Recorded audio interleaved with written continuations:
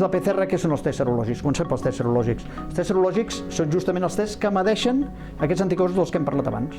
És a dir, nosaltres podem, evidentment, mitjançant una extracció sanguínia, mesurar dintre de la persona, de la sang de la persona, si ha creat aquests anticossos específics contra el SARS-CoV-2. Aquests anticossos els hem de medir per força amb sang, perquè evidentment és on els podem detectar. Per tant, el que seria l'estudi d'anticossos seria estudiar si la persona ha produït aquests anticossos.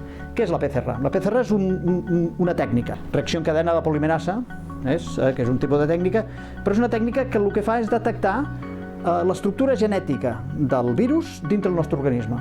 Nosaltres som capaços, avui en dia amb la tecnologia, de mitjançant fer primer una presa de mostra, sobretot de secrecions nasofaríngies, i allà veure si hi ha material genètic, exactament el material genètic del virus, el SARS-CoV-2, que nosaltres ja està identificat quina és la seva genètica, que és un RNA, i veure si, diguem, a dintre d'aquesta mostra hi ha el material genètic específic d'aquest virus.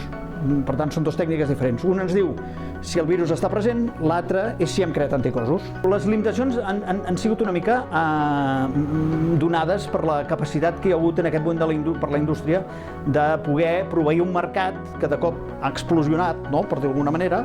Hi ha hagut una demanda no només a nivell ni de Catalunya ni d'Espanya, sinó a nivell pràcticament de 3/4 parts del món, de testos d'aquest tipus per poder realment determinar la presència, per un costat, la presència del virus en l'organisme per preveure la gent que és contagiosa i, per tant, la gent que s'havia d'aïllar perquè no contagiés més gent, i ara, lògicament, hi ha una enorme demanda per fer anticossos, saber la gent que ha passat la malaltia i la gent que diguem que en aquest moment sigui encara potencialment infecciosa. Aquest és un problema purament de capacitat de la indústria per proveir a l'enorme quantitat de laboratoris que estan demandant poder fer aquestes tècniques.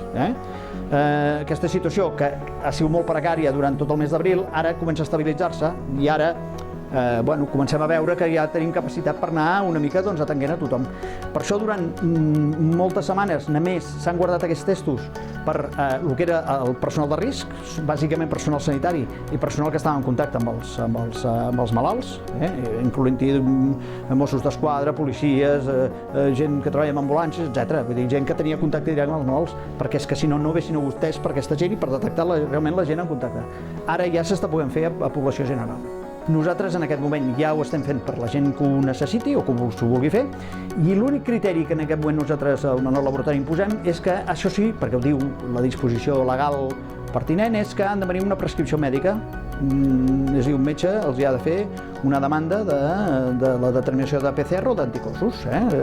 Això el que no pot fer una persona és entrar per la porta i demanar que li facin anticossos, sinó que sempre han de venir prescrits mèdicament.